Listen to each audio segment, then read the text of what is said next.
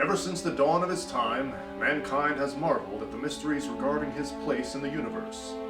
Is he all alone to fend for himself, or is there a superior being? And where in fact is Waldo? Many people throughout history have acknowledged the presence of a higher being, or beings. Who controls the destiny of all life? History depicts divine entities such as the sun god Ra of Egypt, Mars, the war god of Rome, and Aphrodite, the goddess of being a total babe.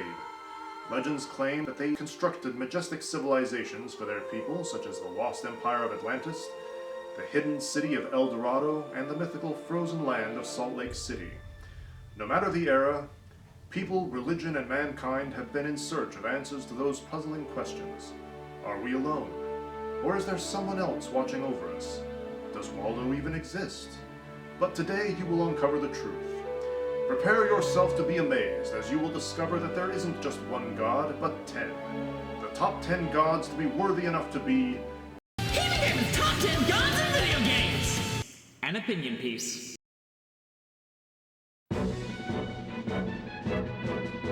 Avo is kicking off this list. The God of Light from the Fable series. Not too much is known about him. I mean, holy wars have been fought in his name against the followers of Scorn, and he does have a temple. But, as I learned while studying for this video, Scorn and Avo were apparently made up by a merchant to sell stuff. However, donating money to the Temple of Avo really does affect you and make you a better person, so maybe there's something to it.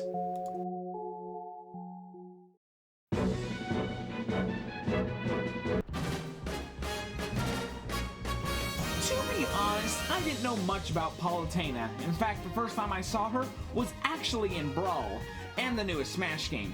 But she is the Goddess of Life in the Kid Icarus series. In the first game, she's merely used as a damsel in distress, but in Uprising, she has a much bigger role, giving Pit his arsenal, and you get to fight her. A little. She's being brain controlled, and you gotta kill the thing controlling her. Anyway, she is an elegant goddess for this list.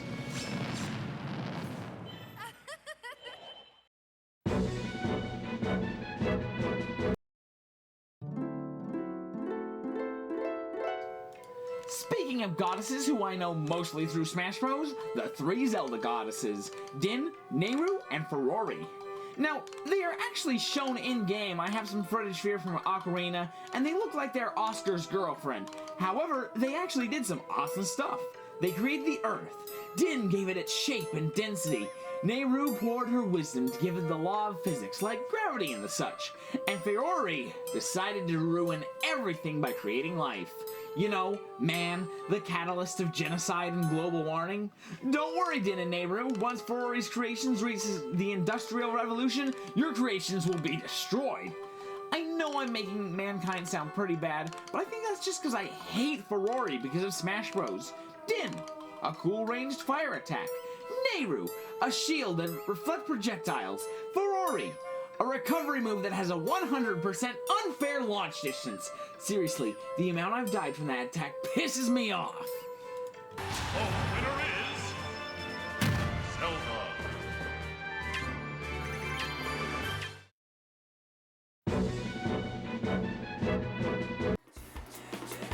Alright, so pretty much every other god on this list at some point in their games is referred to as a god.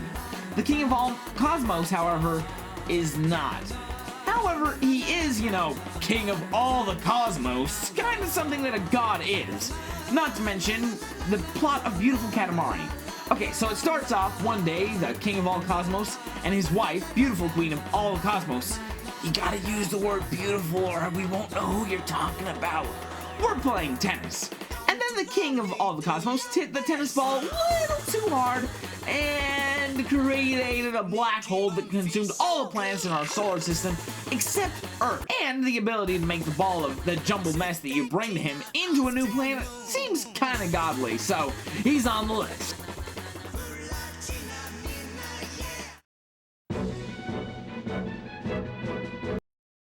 Raiden from Mortal Kombat. So there's a pretty neat story about the Elder God Raiden. So there's this weird rule in Mortal Kombat that if Earth or other realm loses like 8 fighting tournaments in a row, the winning realm gets the other one. So other realm was getting like really close to winning, and Raiden didn't want Earth to go to Other Realm, so Raiden gave up his immortality so he could go participate in the tournament himself. Everything that a good and loving god would do. However, I don't think that a good and loving god would tear out someone's brain, electrically charge it, and then put it back in the person to make him go boom, but that's just my opinion. Raiden wins. Fatality.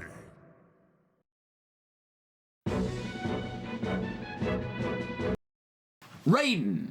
Again, but not that Raiden, this Raiden. You see, Raiden is a real god from Japanese mythology, and so he's in quite a few games. But the Raidens are nothing alike, aside from the lightning in the name. For example, Mortal Kombat Raiden is so serious, but the Advance Wars Love Letter Skulls of the Shogun Raiden is just plain silly and fun. I actually did a playthrough of Skulls long ago on my Let's Play channel. You can watch it if you want, but don't. It's really just an awkward, nerdy, lame Chet playing a game. I mean, that's also what this video is, but don't do it! But back to Raiden. He's a lovable goofball who loves violence. Always mishearing things you say as violent terms. Heck, sometimes you don't say anything at all and he hears the word rampage. I like Raiden, and I like Skulls of the Shogun.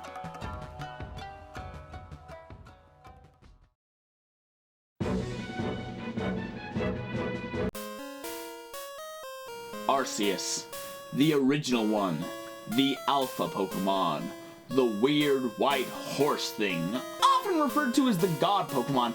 Arceus created Sinnoh, and the emotion Pokemon, and probably everything else.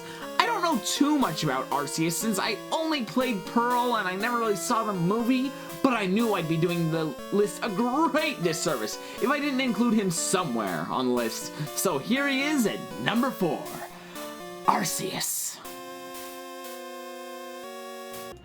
Oh, who's a cute creator and ruler of the universe and source of all moral authority? You are. Oh, here, have a puffin, you adorable supreme being of all creation.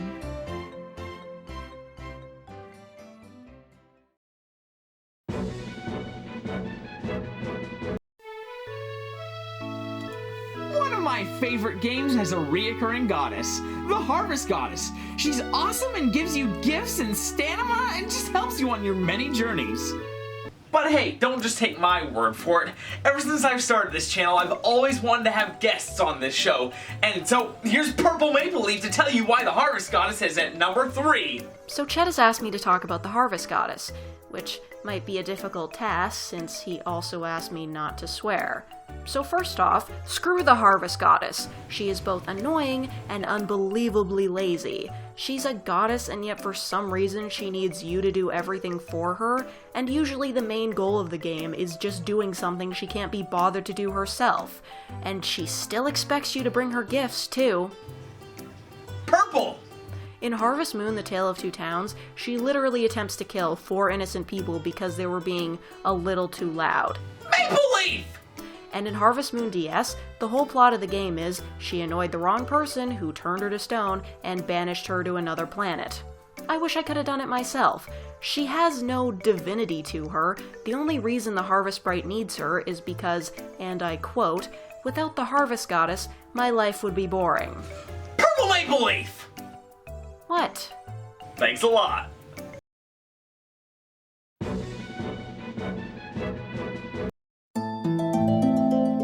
Naga from Fire Emblem. Naga is a very cool goddess, and also very humble.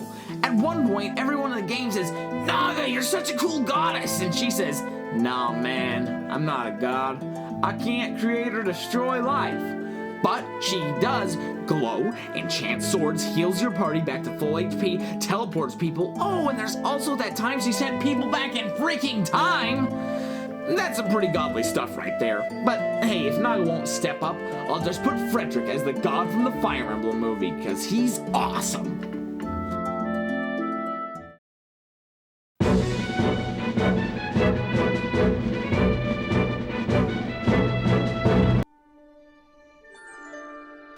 Talos from the Elder Scrolls. Once there was an emperor, and he was really good at being the emperor. So the god said, "Yo, Talos, you wanna be a god?" And he's like, "Aight." And that's the story. Now the story of Skyrim, some high elves are getting all pissy saying, oh, some mere man can't become a god, and basically outlaws Talos worship. Well, let's dial back to the Oblivion Crisis real quick, okay? So the world was going to be destroyed unless the hero of Kvatch brought Martin 4 things. One was Daedra blood, and another was God blood. However, that's a difficult thing to get because gods don't bleed. However, Tiber Septim did once bleed, and you get his old breastplate, and it works. So, I can prove his divinity 100%, but it's the other 8 gods I have a problem proving the divinity of.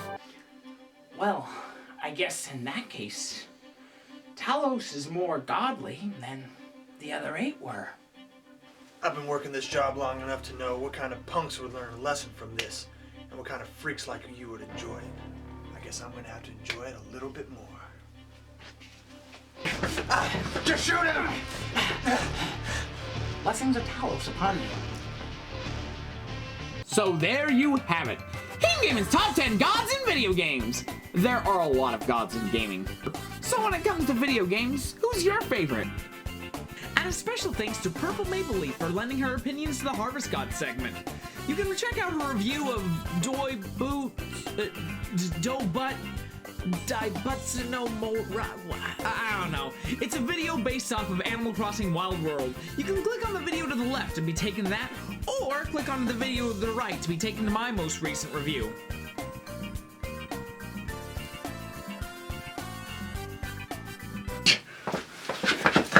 Just shoot him! I'm pissed and I hate him so much! You idiot. Well, I'm giving you direction.